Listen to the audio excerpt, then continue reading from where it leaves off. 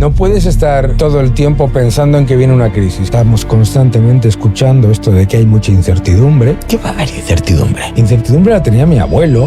Daniel Lacalle, una de las voces clave del pensamiento económico liberal en España, es un economista y analista de referencia que lleva décadas señalando los riesgos del intervencionismo y de la pérdida de libertad económica. Their policy needs to be to keep their reserves in order not to default on that debt. Fijaos qué pocas incertidumbres tenéis. Os van a crujir a impuestos. Vais a perder poder adquisitivo con vuestros salarios y cada vez que ahorréis en depósitos tenéis una mano que os quita el dinero, que es la inflación. El impuesto escondido. Es el truco más básico que tiene el Estado de expropiar la riqueza lentamente. Pablo, si devaluar la moneda fuese la panacea para exportar más, Argentina y Venezuela serían los reyes de las exportaciones mundiales. Y no es cierto. La gente quiere dejar de empobrecerse, súper sencillo. Deja de pedirle cosas gratis al gobierno. Nos hablan de un porcentaje en los medios de comunicación todos los años del 3, 4, 5%, que al final yo creo que al español medio en el día a día le afecta bastante más. Claro, los socialistas suelen decir que la inflación es mala para los ricos. Es una idiotez. O sea, el empobrecimiento de la clase media en España no es una casualidad. Esto de los derechos es el cuento de Pinocho, pero hecho realidad, ¿no? Entra aquí y come todos los dulces que quieras y no trabajes y fuma y tal y cual, y te conviertes en un burro. Antes teníamos la peseta, ahora formamos parte de la Unión Europea y tenemos el euro. Piensa por un momento, si tuviésemos con Pedro Sánchez y Yolanda Díaz en el gobierno moneda propia. A lo mejor se llamaría el Pedro, ¿no? O algo así. Yo creo que sí. Con la tarjeta de crédito de otros todos los restaurantes son baratos. Y es Totalmente. que lo que estamos haciendo es tirar de la tarjeta de crédito de otros. Te dicen España va como un cohete. La economía española va como un cohete. Dices, España va como un cohete con respecto a qué? No, a la media de la Unión Europea. ¿Tú te imaginas si tú dijeses, oye, que yo he suspendido menos que el cenutrio de la clase? ¿Entiendes? Nosotros tenemos una innovación y una tecnología líder.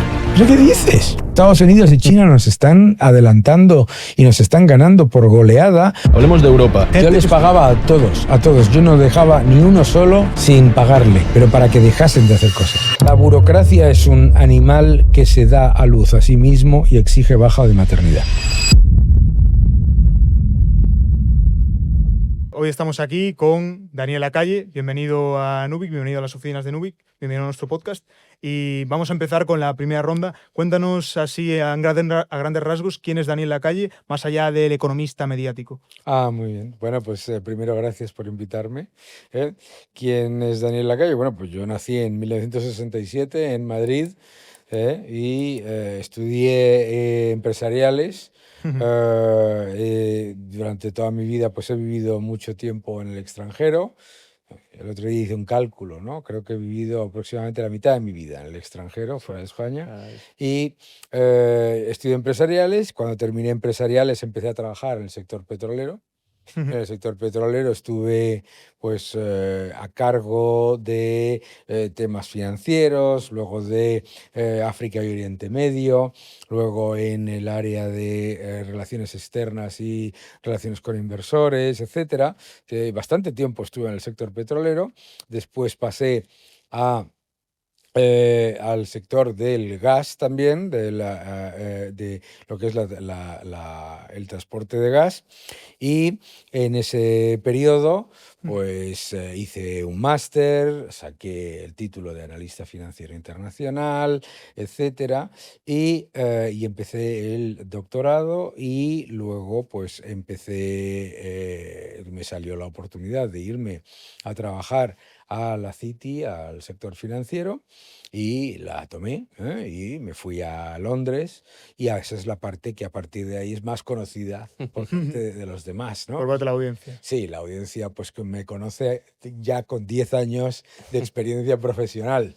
Entonces empecé en banca de inversión, luego me ficharon en Citadel, un hedge fund, después en otro que se llama Ecofin, finalmente en PIMCO y ahora en Tresis, y en el camino pues empecé a escribir libros, a escribir, a aparecer en medios de comunicación.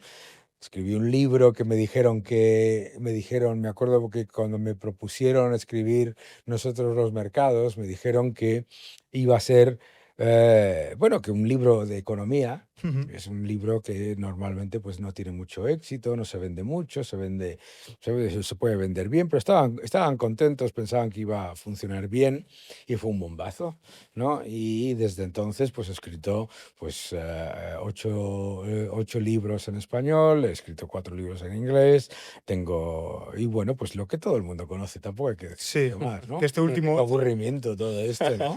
este último año se ha publicado el último de tus libros. Eso es, sí, sí. Mm. Se llama El Nuevo Orden Económico Mundial y la verdad, pues está funcionando muy bien, ya está en tercera edición, vamos a la cuarta, o sea que muy contento. Genial. Bueno, cuéntanos un poco, Daniel, qué quieres transmitir o qué cuentas exactamente en este libro.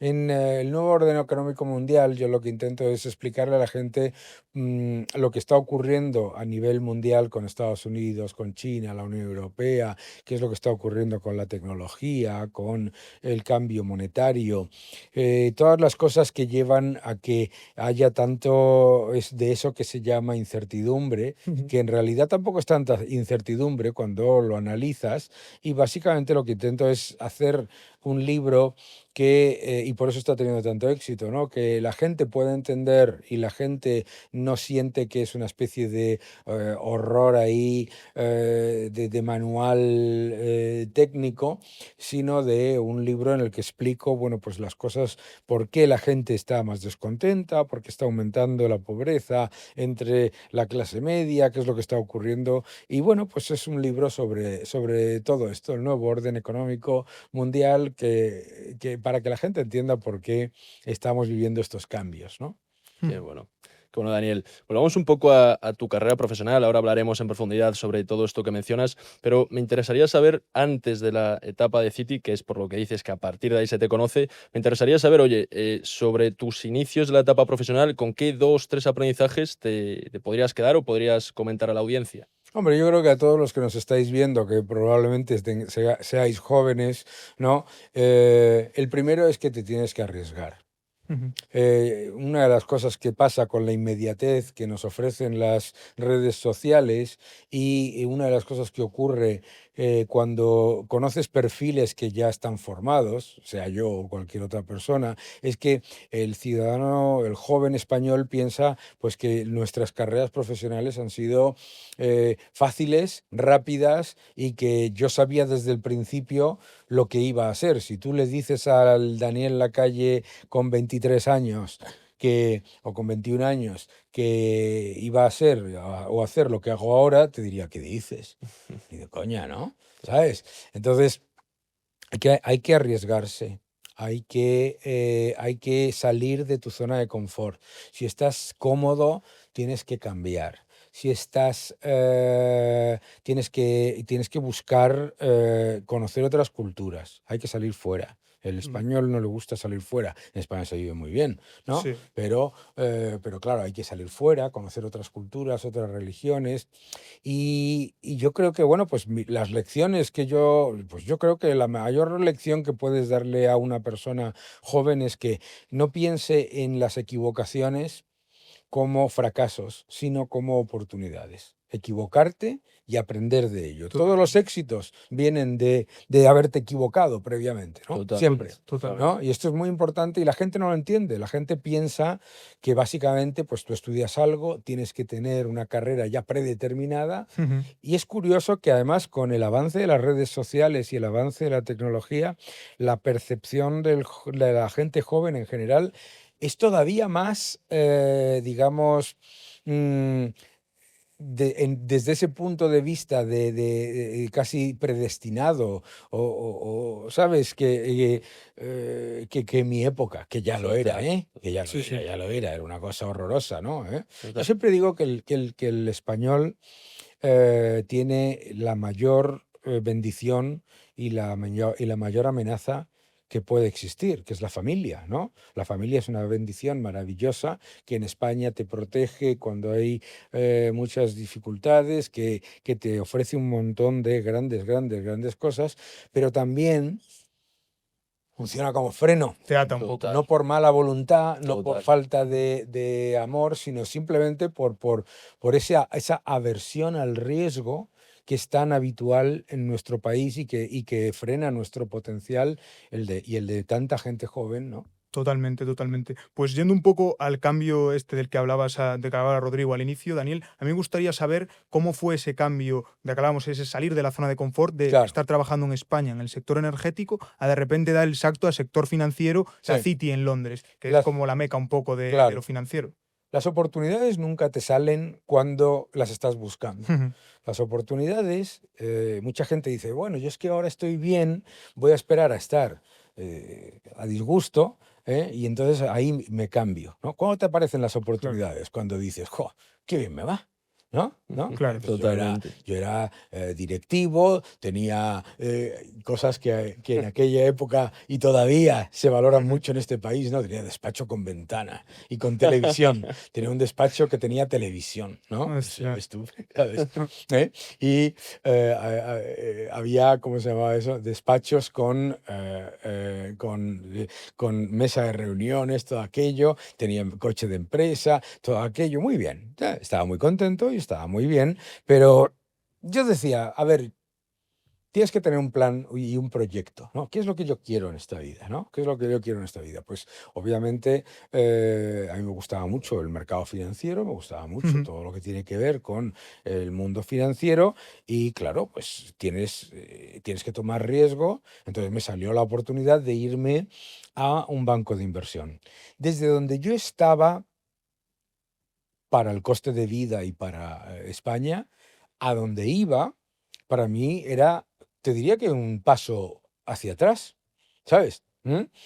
Pero era un paso hacia atrás para dar 10 pasos hacia adelante. ¿Por qué dirías que era un paso hacia atrás? Bueno, pues que en España se vive muy bien, ¿de Sí. acuerdo? Entonces, y hay un montón de factores que te dan confort. Yo tenía mi casa, la tengo, las tenía, ¿sabes? Tenía todo bien, pues entonces, ¿qué es lo que pasa? Pues que de repente te tienes que ir a la ciudad más cara del mundo después de Zúrich, ¿no? Claro. ¿De acuerdo? Y claro, pues efectivamente, pues los salarios son muy superiores, pero los costes son brutales. Claro. Además, yo obviamente estaba y sigo casado con 3 niños. Ostras. ¿Sabes? Claro, porque Sí, la sí. gente dice, no, es que claro, es que te fuiste a la City como si yo cogía ahí el latillo. No, no, yo estaba casado, estoy casado y con 3 niños recién nacidos, etcétera, etcétera. Y en eso ayuda mucho el tener una pareja, una persona que comparte tu vida, que tiene tus mismos valores y tus mismos objetivos, ¿no? Porque a lo mejor otra persona pues hubiera dicho, "Buah", ¿sabes? Total. No, y bueno, nosotros teníamos como objetivo pues que mis hijos nuestros hijos tuviesen las mismas experiencias y oportunidades que tuve yo, ¿no? Entonces, bueno, pues por eso, entre otras cosas, tomé aquella oportunidad, fantástico, y luego, claro, pues me salió la oportunidad, no de oro, sino de platino, ¿no? O sea, la oportunidad de uno en un millón de hacer, de siquiera empezar a hacer el proceso de entrevistas en Citadel, ¿no? Sí, sí. Eso ya es los másters del universo. Que es uno de estos hedge funds tan Es el hedge fund por excelencia, está por claro. excelencia. Sí, sí, que yo creo que cualquier persona que tenga una formación financiera y unas aspiraciones altas dentro del sector financiero, yo creo que es el sueño de poder tan siquiera optar a entrar en un proceso de selección de estos mega hedge funds. Que Eso al es lo que final- mucha gente no entiende, claro, que acercarte a la puerta ya en sí mismo es difícil, ¿no?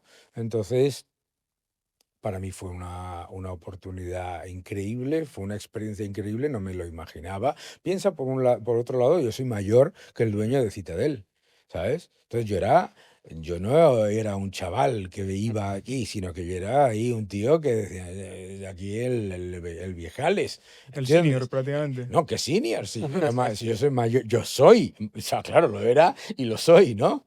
Mayor que Ken Griffin, ¿no? Y una experiencia absolutamente increíble que le recomendaría a todo el mundo que la pueda conseguir si puede. Qué bueno, Daniel. Porque para entendamos un poco el grado de conciencia, ¿no? Quizá de la audiencia, y quizá hay gente que no sepa exactamente lo que es un hedge fund. Ya. Si pudieses explicarlo de forma simple, ¿cómo lo explicarías? No es fácil. Es un fondo de inversión que utiliza toda una serie de herramientas complejas, ¿de acuerdo? No es un fondo de inversión al uso en el que haya inversores minoritarios. Para invertir en un hedge fund tienes que tener un patrimonio mínimo muy importante, ¿de acuerdo? Y son fondos que tienen, bueno, pues estructuras complejas en las que se invierte pues, en derivados, se invierte en posiciones cortas, posiciones largas, etcétera, y que tiene toda una estructura de proveer liquidez al mercado. No sé si lo estoy haciendo muy simple, como me has dicho tú, Sí, pero vamos, sí, no, se entiende perfectamente. y si pensamos en lo que es un fondo de inversión, un fondo de inversión normalmente recibe dinero de los clientes e invierte, y eso es lo que podríamos llamar plain vanilla, ¿no? Lo que es habitual, lo que llamamos fondos institucionales. Pues un hedge fund es un fondo que utiliza apalancamiento, utiliza distintas, es mucho más complejo en su funcionamiento y es muchísimo más agresivo. Vamos, no es muchísimo más agresivo. Ujú. Yo creo que es que la gente no tiene. No es que no hay una referencia de lo realmente agresivo y darwiniano que es el mundo de un Es hedge otra fund de liga, este se tipo. podría decir, ¿no? Eso, vamos, no es Total. que sea otra liga, yo creo que es otro planeta. Pues por acabar de puntualizar esto, después de ese hedge fund estuviste en Ecofin y en Sí, Kimco, que son IMCO. otros dos de IMCO, tiburón. la mayor gestora de renta fija del mundo, que en aquel momento tenía como objetivo pues, avanzar en el mundo de la renta variable, ¿de acuerdo? Y Ecofin era uno de los hedge funds pujantes que se hizo muy fuerte en el principio de los años 2000 y en el que lo que buscaban era pues, avanzar y desarrollar otras áreas, ¿no? Claro. Y yo lo que hice siempre, pues así me dio la oportunidad de ir avanzando y desarrollar, pues primero yo empiezo en energía, luego hago energía y eh, macro y renta fija y commodities. Me ha servido mi carrera siempre para expandir áreas de conocimiento y sobre todo para añadir experiencias Claro, adicionales. claro. Y entonces a nosotros nos interesa saber en estas macro hedge funds superpotentes qué se aprende en ese lugar, sobre todo en un lugar tan competitivo como es la City de Londres, que al final, lo que hablamos antes, a nivel financiero, yo creo que junto con Wall Street es la meca. ¿Qué es lo que se aprende allí que no se aprende en ningún otro lugar? ¿Qué es lo que se aprende? Todo. Es que no existe, es que no hay comparación, ¿sabes? Y te digo todo porque eso no es desmerecer ni al sector financiero español, ni italiano, ni francés, ni nada. Es que es otro mundo en todos los sentidos. ¿Qué se aprende? Se aprende primero se aprende a ser responsable de tus propios actos y a tener ownership de tus acciones, ¿no? Una de las cosas muy típicas del sector financiero en otros sitios, que está muy bien también, no es una crítica, es pues que, digamos, la capacidad de poner el nombre Daniel Lacalle a las decisiones es muy pequeña, ¿no? Entonces, para mucha gente que trabaja en el sector financiero en otros países, pues la marca en la que trabajas es mucho más importante que tú.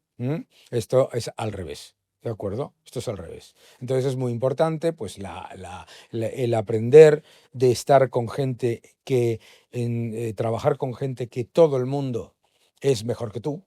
Es una maravilla, ¿sabes? En el que todo el mundo está colaborando, pero está compitiendo. Totalmente. En el que no hay jerarquías por cuestiones que no son empíricas, ¿de acuerdo?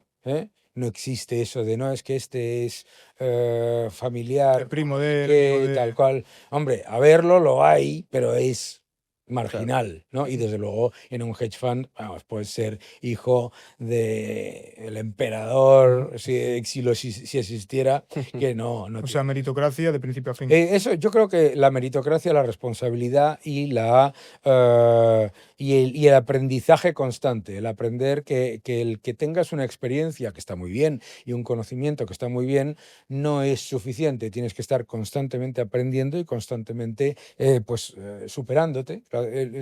Y yo creo que eso también existe en el mundo financiero, en otros sitios, pero digamos que este es es como tú le llamabas otra liga, pues llamémoslo otra liga. Es completamente diferente. Qué bueno, Daniel, qué bueno. Brillante esta etapa profesional. Vayamos ahora a actualidad. Hay muchísima tensión, no solo en España, sino también en Europa e incluso a nivel mundial. Vayamos un poco a actualidad. Tú como inversor, como divulgador, ¿crees que hay algún factor o algún miedo que tiene el mercado actualmente y que quizá nos esté viendo? La gente le tiene mucho miedo ahora a todo, ¿no? Estamos constantemente escuchando esto de que hay mucha incertidumbre. Ujú. ¿Qué va a haber incertidumbre? Incertidumbre la tenía mi abuelo, incertidumbre la tenía mi bisabuelo, ¿entiendes? Nosotros no tenemos incertidumbre, lo que tenemos es una ansiedad, porque es verdad que las informaciones de cada día nos hacen, digamos, pensar que lo que estamos viviendo es lo más importante de la historia, ¿no? Totalmente. Caemos en eso, en mi libro Libertad e Igualdad explico que cometemos siempre, todos los seres humanos, 3 errores, ¿no? Uno es el presentismo, que es pensar que lo que estamos viviendo ahora mismo es lo más importante de la historia, ¿no? 2 es la nostalgia. En mi época sí que se vivía bien, en mi época sí que era fácil. Mi abuelo se compró un piso por 3 euros. Mentira, ¿sabes? Y el otro es el que ahora consume a tanta gente, yo creo que en particular de vuestra generación, que es el de la distopia. Vamos a morir todos, nos vamos a quedar sin trabajo, no vamos a poder comprarnos una casa, no vamos a poder jubilarnos, etcétera, etcétera. Entonces, lo que pasa es que estamos exagerándolo todo constantemente, todos nos pasa. Y lo que tienes que hacer es abstraer esa situación para que lo que veas es que hay mucha menos incertidumbre de lo que parece, que es lo que estamos viviendo ahora. Estamos viviendo, oh sorpresa, dos grandes potencias hegemónicas, China y Estados Unidos, como toda la vida.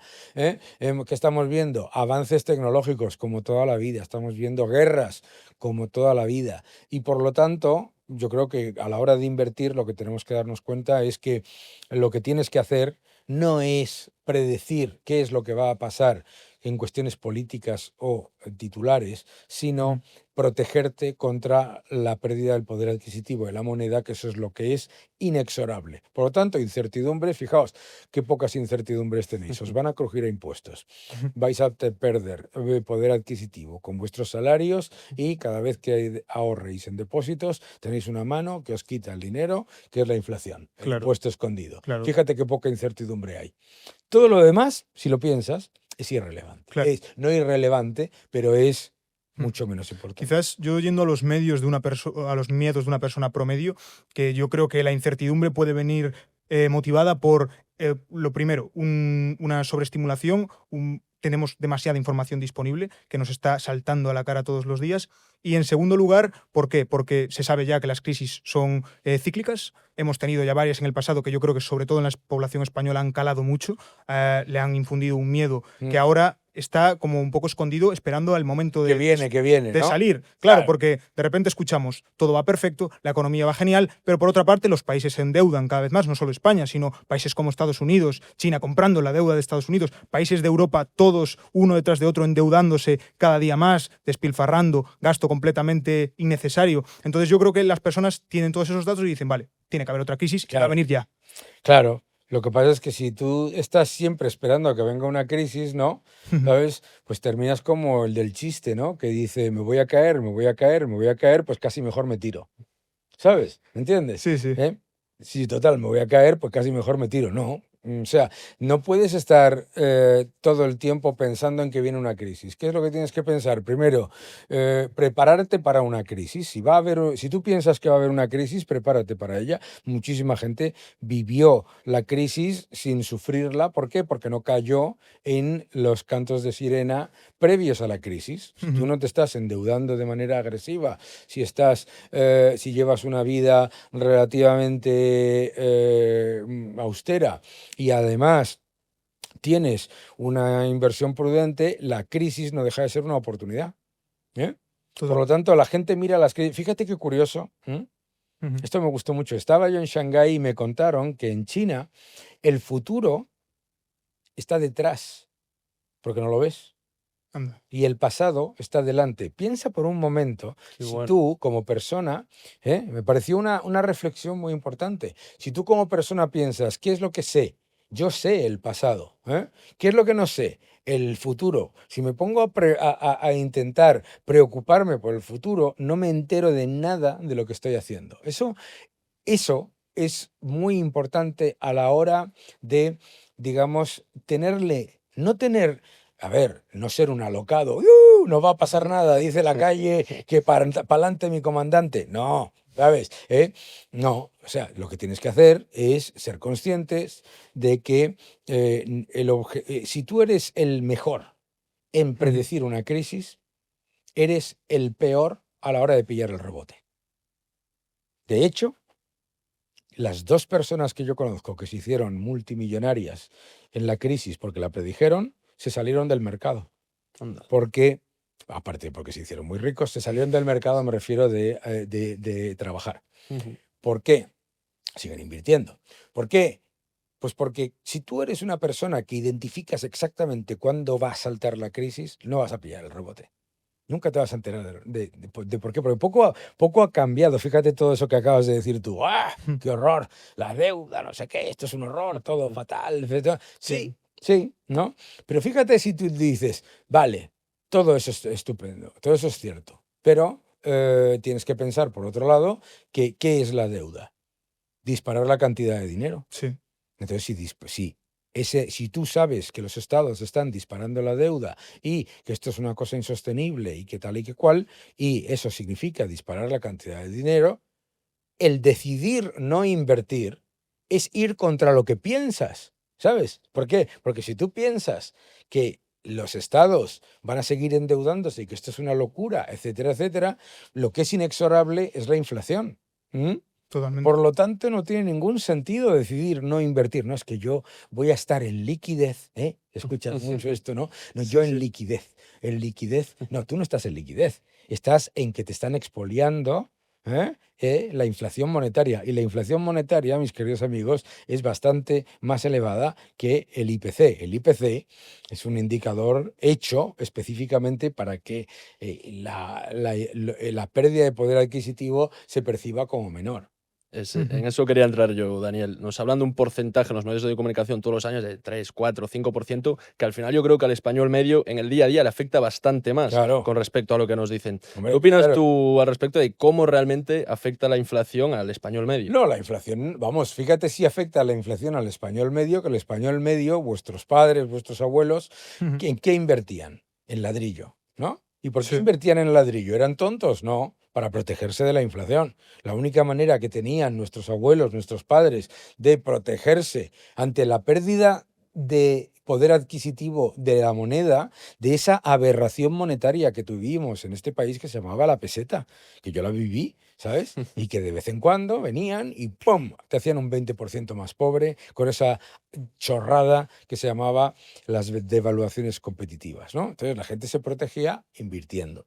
Claro. Pues eso es lo que hay que hacer. Obviamente ahora tienes un montón de instrumentos mucho más atractivos que solamente comprarte una casa. Pero, ¿cómo le afecta al ciudadano la inflación? En muchos aspectos. Número uno, obviamente tu salario tiene menos poder adquisitivo. Tus depósitos tienen menor capacidad de generar ahorro a futuro. De hecho, van perdiendo también capacidad de pago. Y tres, por supuesto, que lo que genera es el empobrecimiento no solamente absoluto, sino relativo. Es decir, las personas que reciben un salario, se suele decir que la inflación, los socialistas suelen decir que la inflación es mala para los ricos. Es una idiotez, ¿no? A quien realmente le perjudica la inflación, y por eso lo entiendes perfectamente cómo reacciona la gente, es a las personas que viven de un salario y que tienen sus ahorros en depósitos. Totalmente. Porque al final las personas ricas son las que menos líquido tienen. Sus activos no son líquidos, al final están invertidos, son participaciones en empresas. Y tú te puedes escapar. Exactamente. Te puedes escapar. Si tú vives si tú sufres una inflación, vamos a ir a una, no una exageración, pero vamos a un caso evidente. Si tú vives en Venezuela, cuando tenían una inflación del 500, 1000 y pico % anual, y tú tienes patrimonio en dólares, tienes patrimonio, tienes acciones, etcétera, ¿qué es lo que está ocurriendo? Tú no estás percibiendo esa pérdida. ¿Quién es el que está sufriendo? El pobre que ha votado a los desorientados que le dijeron que imprimir dinero no causa inflación. Claro. Totalmente. Vale, Daniel, pues hablamos ahora de que, bueno, a raíz del tema de la inflación, de que la gente tiene la percepción de que lo de antes era mejor. Lo de antes era mejor, lo de ahora está todo fatal. Y esa percepción se traslada bastante al sector, en concreto económico español, en el punto de antes teníamos la peseta, ahora formamos parte de la Unión Europea y tenemos el euro. ¿Qué beneficios o qué perjuicios hay de ahora tener el euro frente a antes que teníamos la peseta y España tenía la potestad de devaluar la moneda según necesitase para aumentar exportaciones o para cualquier otro tipo de factor? Lo primero es de desmontar radicalmente la idea de que tener moneda es una buena idea para depreciarla. Es como decir, qué buena idea tener moneda para empobrecer a la gente y entonces voy a ser más competitivo. A ser más competitivo a precio siempre te va a ganar otro, ¿no? Entonces, si devaluar la moneda te hiciera más competitivo, se hizo viral cuando se lo dije yo esto a Pablo Iglesias, Sí, lo pues vimos. Venezuela y Argentina serían los países más competitivos del mundo, ¿verdad? Claro. La idea de que tú como país vas a estar mejor haciendo la moneda más débil. No existe una economía fuerte con una moneda débil. No existe, ¿no? Entonces, nosotros tenemos que recordar qué es la moneda. La moneda no representa los bienes y servicios de una economía ni la riqueza de una economía. La moneda es lo que representa es la capacidad de crédito de una economía.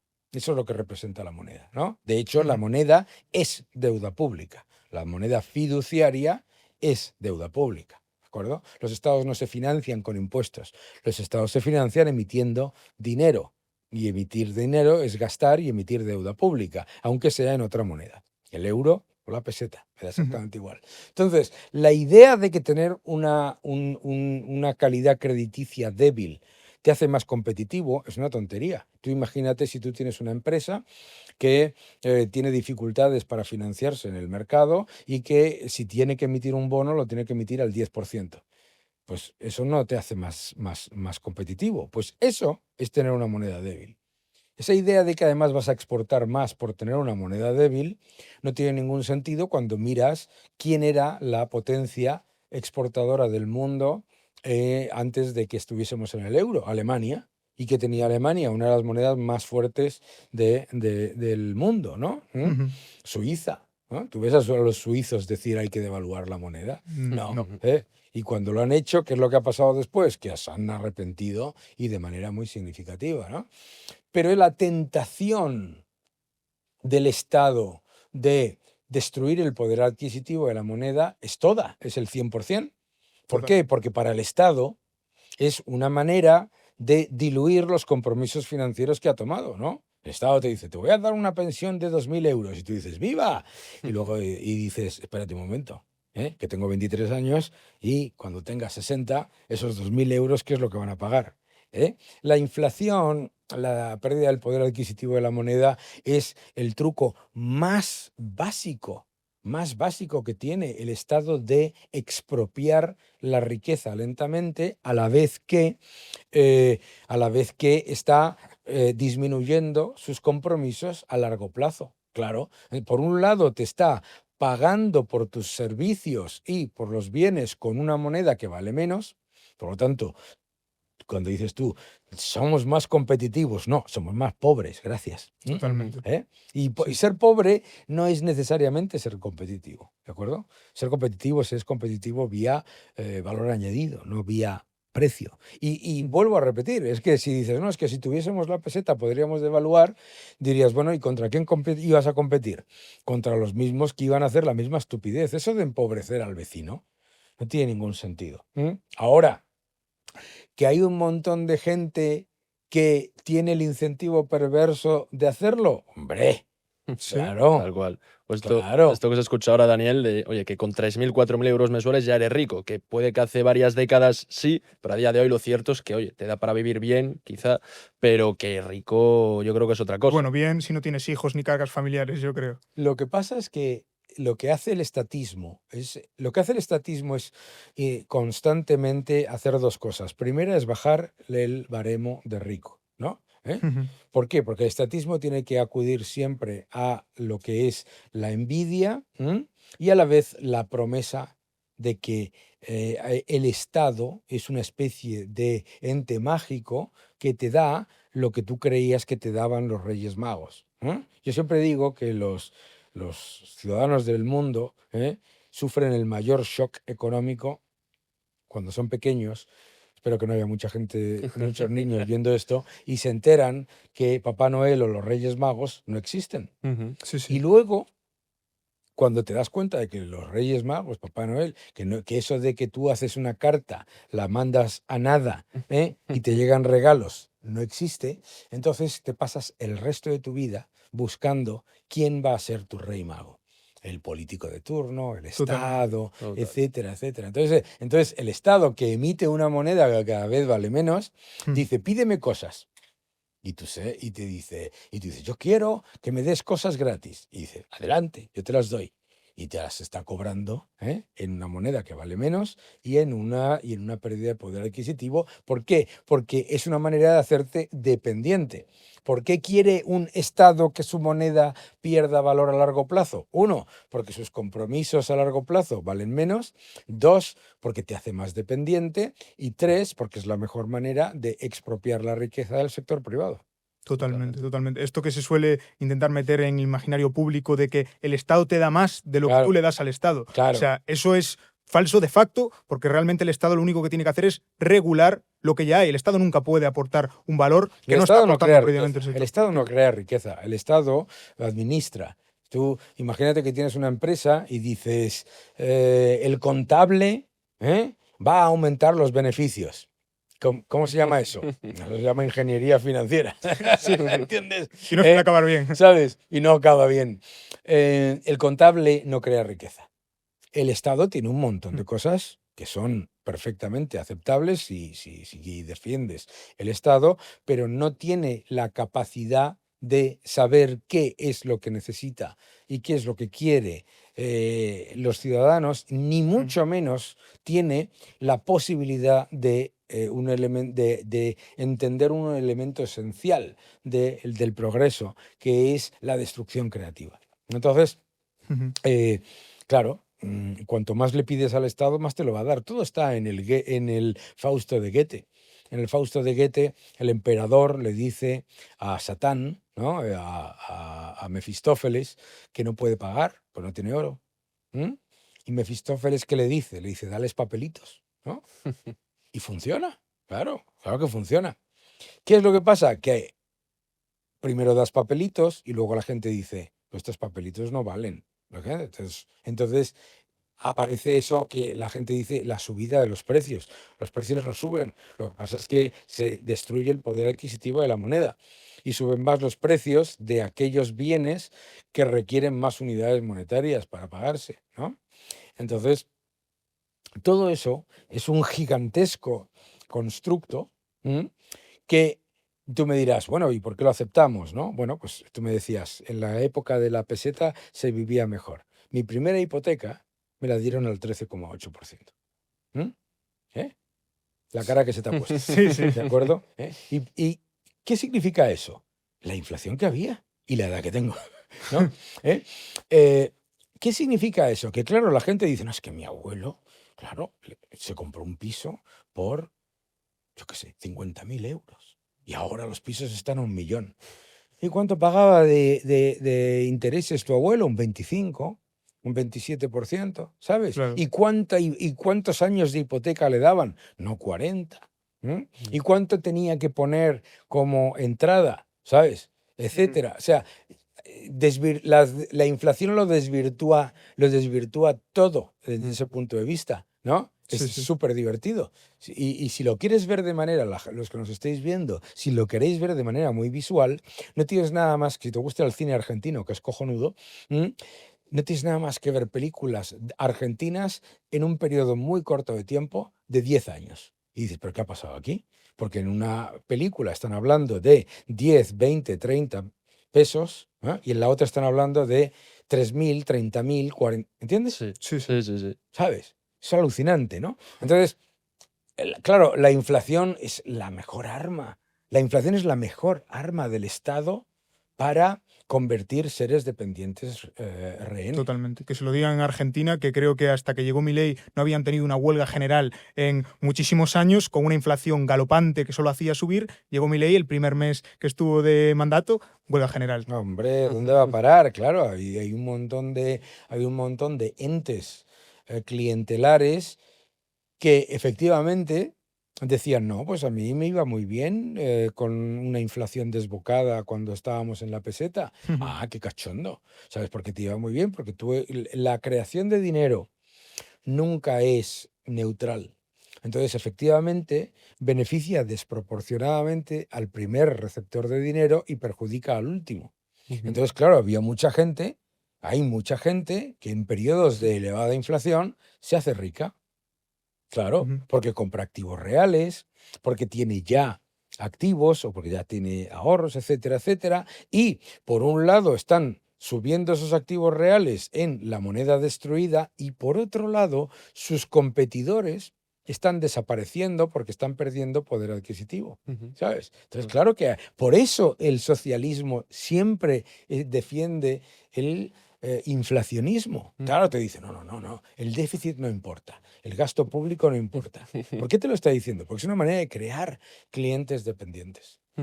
Hablábamos antes de nuevos instrumentos para combatir precisamente esta inflación. Se me viene a la cabeza Bitcoin. ¿Qué opinas al respecto de esta nueva moneda digital o este token digital? El Bitcoin en general como concepto, ¿qué opinas de ello y cómo podemos oye, pues salvar o ahorrar nuestro dinero para combatir ¿Vosotros esta qué edad inflación? tenéis? 23 años. ¿23 los dos? Sí, Sí. 23 los dos. sí. Bitcoin es un quinceañero, ¿vale? Si tú a mí me dices, yo os hubiese conocido con 15 años, seguro que habría dicho tenéis mucho potencial, pero no sé cuál va a ser vuestro futuro. Ahora con 23 me voy haciendo más idea, ¿no? Sí. El Bitcoin es un poco igual, ¿vale? Tú estás hablando de un quinceañero de activo financiero y de startup de moneda. Sí. Al ser un quinceañero, pues yo no te puedo decir nada. Yo no sé qué es lo que va a pasar con el Bitcoin, ¿sabes? No me importa. Yo lo que me interesa más como economista es cómo va poco a poco el Bitcoin convirtiéndose en dinero. ¿Qué es lo que hace que un activo sea dinero? Que sea unidad de medida, reserva de valor y método de pago generalmente aceptado. Sí. ¿De acuerdo? Bien. ¿Es el Bitcoin una reserva de valor? Obviamente lo estamos demostrando con respecto a las monedas fiduciarias, pero tiene mucha volatilidad. Por lo tanto, todavía no puede ser un método de pago generalmente aceptado. Imagínate, por ejemplo, que tú hicieses una compra en Amazon en bitcoins y haces la compra a 100.000 bitcoins, perdón, 100.000 Euros. dólares por bitcoin y la transacción le entra al operador a 83.000. Dices, what the fuck? Perdón. Dices, ¿qué ha pasado aquí? ¿Sabes? Entonces, la volatilidad obviamente es un problema y eso es una cuestión de tiempo.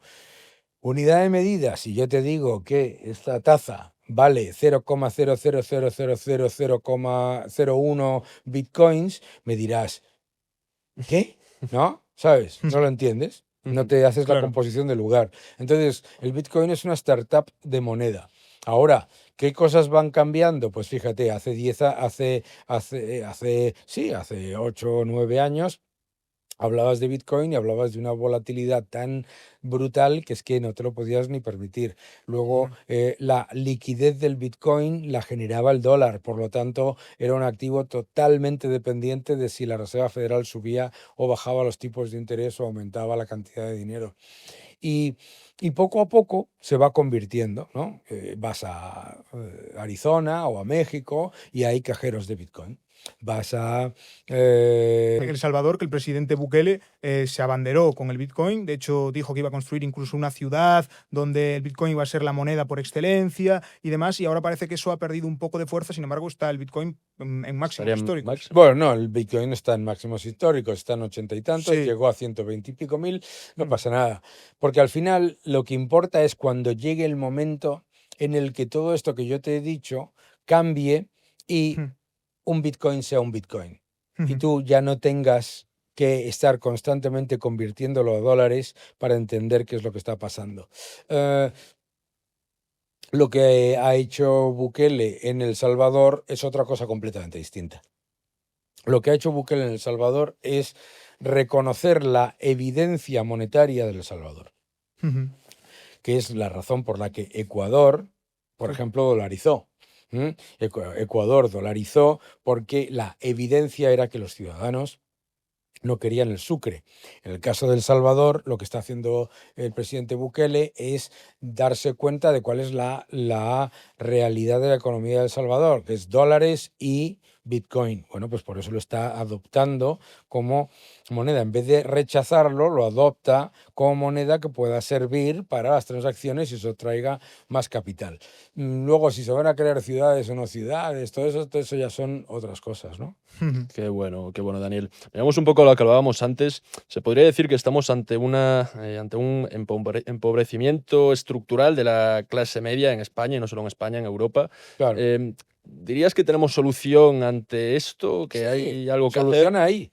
Lo que pasa es que, claro, si después de 2 décadas en las que no se ha hecho nada más que aumentar la cantidad de dinero, los gobiernos cada vez gastan más, los gobiernos cada vez generan más dinero artificial, etcétera, etcétera, represión financiera. Cada vez que llega un cambio político, el ciudadano lo que le pide es más cosas al gobierno, pues nada. O sea, el empobrecimiento de la clase media en España no es una casualidad, ¿no? Clase media en España se crea desde la estabilización de la economía y el crecimiento económico gracias a la entrada masiva de moneda extranjera, gracias al turismo, ¿de acuerdo? Y a que se generaban las condiciones para que los ciudadanos invirtiesen en inmobiliario en aquella época. Bueno, y ha venido a través del ahorro y hemos ganado muchísimo poder adquisitivo con el euro. Con el euro, todos los que se quejan, dicen que se quejan porque no están comparando con qué es lo que tendríamos ahora. Piensa por un momento si tuviésemos con Pedro Sánchez y Yolanda Díaz en el gobierno moneda propia. Devaluación de la moneda. Pensadlo inflación por un galopante. momento. Sería un peligro. Claro, pensadlo por un momento. O sea, nosotros somos unos privilegiados porque, como siempre digo yo, con la tarjeta de crédito de otro, todos los restaurantes son baratos. Y es Totalmente. que lo que estamos haciendo es tirar de la tarjeta de crédito de otros. Entonces, el euro a nosotros nos ha hecho muy ricos. Lo que pasa es que no nos damos cuenta. La gente que va por ahí con un dispositivo móvil, que es, vamos, ser millonario comparado con lo que se podía permitir nuestros padres o nuestros abuelos, da por hecho que se merece un dispositivo móvil que vale 1.000 euros. Que son 300 y pico mil pesetas calculadas bien de mi época, ¿no? Sí. ¿Sabes? Que se hizo pronto, ¿no? Sí. ¿Sabes? Entonces, piénsalo.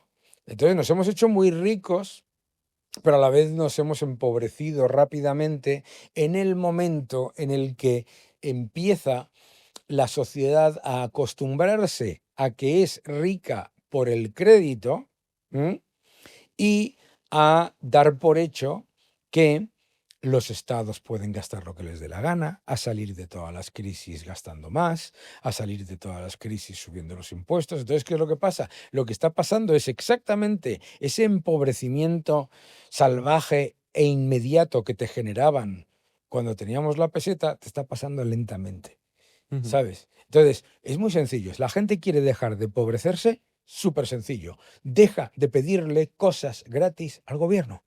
Al que sea, no me importa el color, no me importa el color. El gobierno, si tú le pides cosas gratis, te las va a dar. ¿Por qué? Porque le va a pasar la factura al siguiente.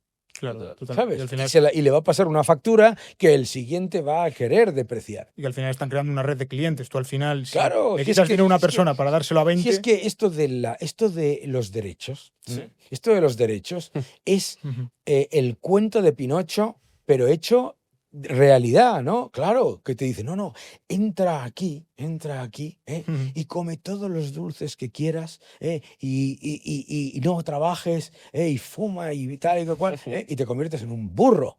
Y nos estamos convirtiendo democráticamente en los burros de Pinocho, aceptando que hay una especie de varita mágica estatal que nos va a sacar de todos los problemas. Totalmente, Claro, Daniel. sí. Pues para ir acercándonos un poco más hacia el final, vamos a focalizarnos ahora en la situación actual de España. Decías tú, ¿qué pasaría si Pedro Sánchez y Yolanda Díaz tuviesen el poder de tener una moneda propia, imprimir y dejar de imprimir a desgana? Y ellos tuviesen el poder para ejecutar eso. Claro. Decía hace no mucho Yolanda Díaz el tema de que los directivos de las empresas del IBEX cobran 100 y pico veces más que sus empleados y que eso está muy mal, que había que regularlo. Si ellos tuviesen poder total para meter mano en regulaciones, tanto monetarias como a nivel salarios, vivienda, que ya lo están haciendo, ¿tú qué crees que pasaría en España? ¿Iríamos hacia un socialismo todavía mucho peor del que tenemos ahora? No, obviamente estaríamos exactamente igual que Argentina en la época del kirchnerismo. Estaríamos igual. Ellos se estarían forrando a manos llenas porque la creación de dinero artificial beneficia al primer receptor del dinero. Ellos estarían haciéndose ricos en dólares o en marcos, los políticos, mientras empobrecían a todo el mundo. Claro que sí.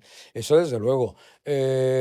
Tú piensa por un momento, si nosotros tuviésemos ahora la peseta, a lo mejor se llamaría el Pedro, ¿no? O algo así. Yo creo que se El llamaría Pedro. algo así, ¿no? Probablemente. Tú imagínate que tuviésemos el Pedro, y que este gobierno que va gastando sin control, que lo haría igual, ¿de acuerdo?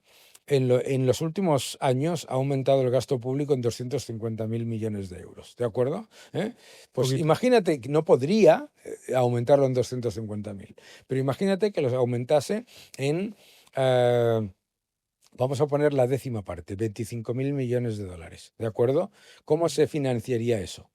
Con una inflación que sería aquí del 20, 25. ¿Y por qué? Y me dicen, la gente que ha tenido el lujo de vivir en el euro, te dice, Daniel, ¿cómo iba a haber en España una inflación del 25%? ¿Cómo que cómo iba a haber? Si yo he vivido una inflación del 14%. ¿Cómo que no? ¿Cómo qué? ¿Cómo? Yo no estoy hablando de una entelequia, estoy hablando de la realidad, ¿no? Lo que el gobierno gasta siempre te lo cobra. Tú has dicho antes una cosa que me he olvidado de responder, que es eso de tú aportas, o sea, lo que tú pagas en impuestos es menos de lo que recibes del Estado. Eso es imposible. Imposible empíricamente. Claro, ¿quién calcula eso? Hay un estudio que es una vergüenza económica que lo calcula haciendo que no considera la acumulación de deuda. Entonces, claro, dicen, hombre, si usted ha aportado X al plan a la seguridad social y luego recibe una pensión, pues recibe más de lo que ha pagado. No, porque le está pasando socachondo la factura a ti y a vuestros hijos, claro. Entonces, ese incentivo perverso, brutal, es un gran problema en España. Entonces, ¿cuál es la situación de España? La situación de España es que tenemos el enorme lujo de estar en el euro y de estar en la Unión Europea, Y que si estos tuviesen el control monetario y el control político, lo que ha pasado en Venezuela, lo que ha pasado en Nicaragua, lo que ha pasado en Cuba, lo que ha pasado en Argentina, lo que han intentado hacer en Chile, lo que están intentando hacer en Colombia y en México, todo eso multiplicado por 7. A mí siempre me molesta muchísimo cuando viajo por Hispanoamérica el paternalismo y la condescendencia española, como si nosotros hiciésemos las cosas bien y ellos las hiciesen mal. Nah. Nosotros tenemos la enorme suerte de tener el corsé del euro y una Unión Europea que frena las veleidades intervencionistas del gobierno. Si no, vamos, estaríamos mucho, mucho peor, porque nosotros no tenemos ni riqueza de materias primas, ni tenemos la riqueza de recursos naturales que tienen esos países, claro. Pues ahora que mencionas a la Unión Europea, Daniel, y por ir concluyendo que nos estamos Sí. quedando sin tiempo, hablemos de Europa, que está ahora, por ejemplo, en la guerra comercial por la inteligencia artificial. Sí. Creo que China y Estados Unidos están a años luz de lo que estamos haciendo o de nuestros objetivos, previsiones. Cuéntanos un poco cómo ves tú, Daniel Lacalle, Europa ¿Cómo actualmente. veo yo a Europa? Como una enorme pérdida de oportunidad. Porque primero tenemos que poner las cosas en positivo, ¿no? Ujú. La Unión Europea es un éxito, ha sido un éxito espectacular. Ha sido unir a países cuya historia era matarse, no llevarse mal, sino matarse entre ellos. Importante. O sea, proyecto de paz, éxito absoluto. El euro, el mayor éxito monetario que se ha dado en la historia, mucho más que el dólar, ¿de acuerdo? Bien, Ujú.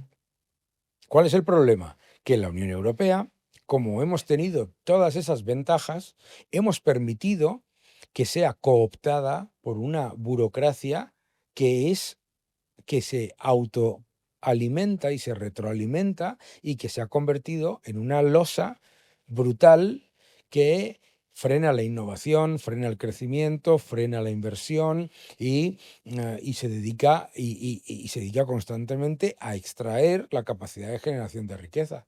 La Unión Europea no tiene ni un problema de capital humano, aquí estáis gente como vosotros, no tiene un problema de capital financiero, tenemos un sector financiero muy potente, y no tiene un problema de emprendimiento, tenemos empresarios y emprendedores que son unos cracks. Ujú. ¿Cuál es el problema que tiene?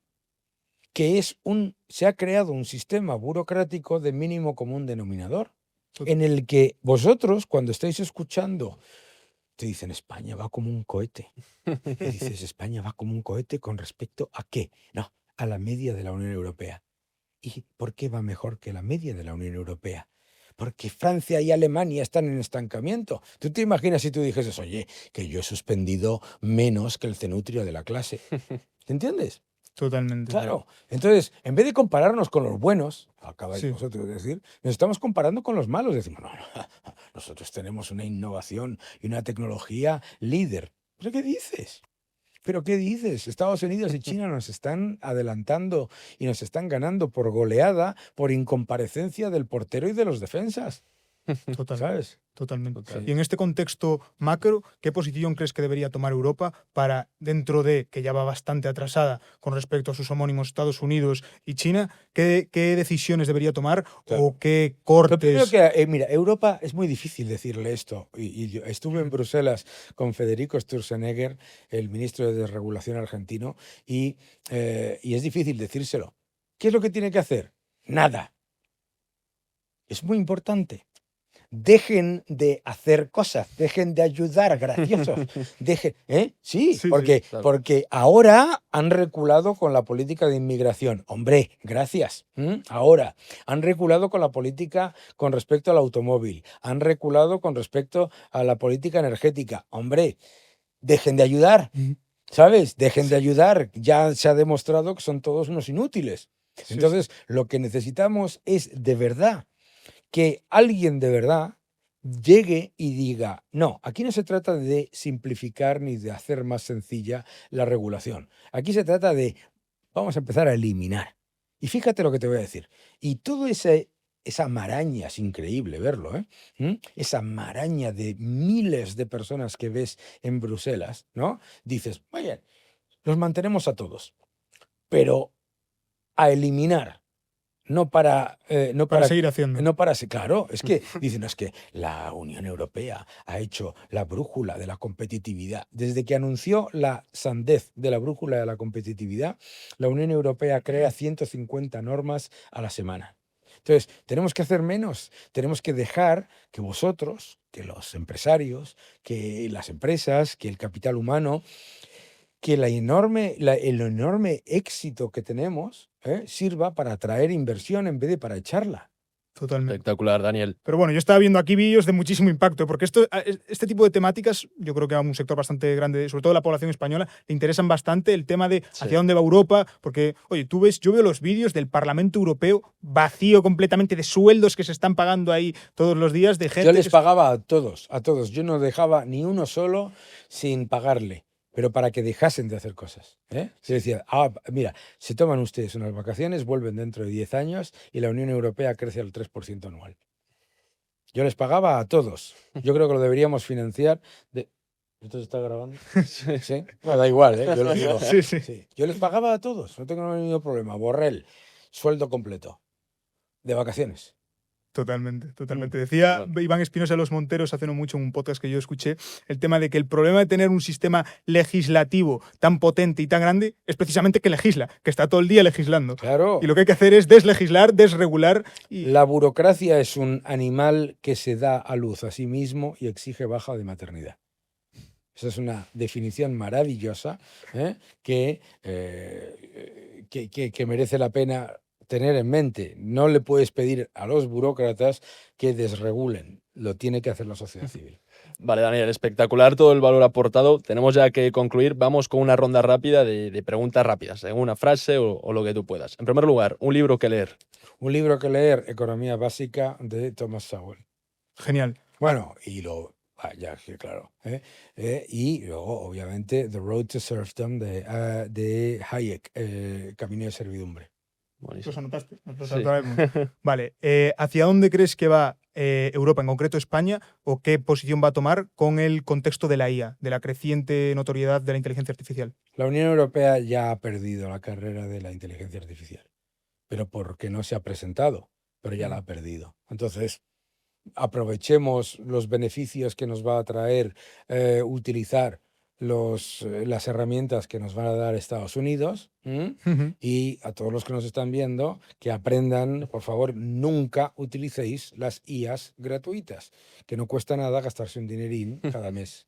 ¿Qué potencia dominará la IA? China. Una de las dos. ¿No? Ninguna de las dos, porque no son potencias dominando la inteligencia artificial. Vamos a tener decenas, centenares de inteligencias artificiales que el que va a dominar la inteligencia artificial va a ser el consumidor, el que va a decidir cuál es y qué es el valor que recibe de esas inteligencias artificiales. Buenísimo, Daniel. Para acabar, un consejo que le darías a tu yo de 20 años. Un consejo que le daría a mi yo de 20 años. ¿O qué le dirías? ¿Qué le diría? No te gastes tanto dinero que los Rolling Stones no se van a separar todavía. ¿Sabes? O sea, que yo esté con 58 años y sigan por ahí girando, no me digas, ¿no? Yo era un chaval, me gasté un pastón para ir a verlos porque ya no iban a durar más. No, ¿qué le diría yo a mi yo de 21 años? No te preocupes por el futuro, constrúyelo. Genial. Y esto lo podemos aplicar también a las nuevas generaciones. A todos. Equivocaos y aprended de vuestras equivocaciones. Y